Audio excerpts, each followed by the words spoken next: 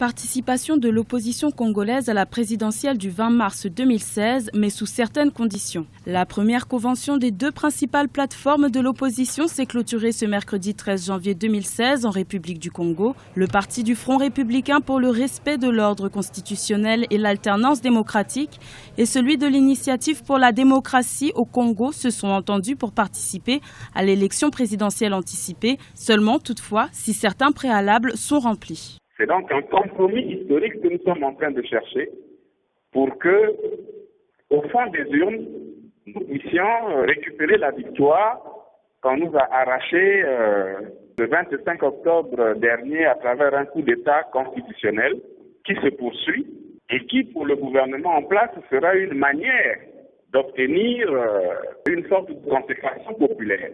Parmi les revendications de l'opposition, l'instauration d'une commission électorale officiellement indépendante ainsi que l'élaboration d'un fichier électoral fiable audité par l'Organisation internationale de la francophonie. Ces propositions sont retenues, vont faire l'objet d'une mise en œuvre et d'une exécution jusqu'à l'élection pour l'élection présidentielle de 2016.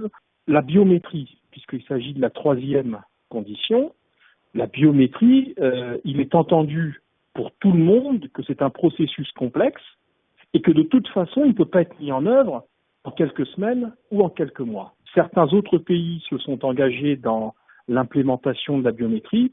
C'est des processus qui ont pris des années et parfois, il y a des pays voisins que je ne cite pas, qui ont tenté, qui ont interrompu le processus parce qu'il était devenu trop complexe.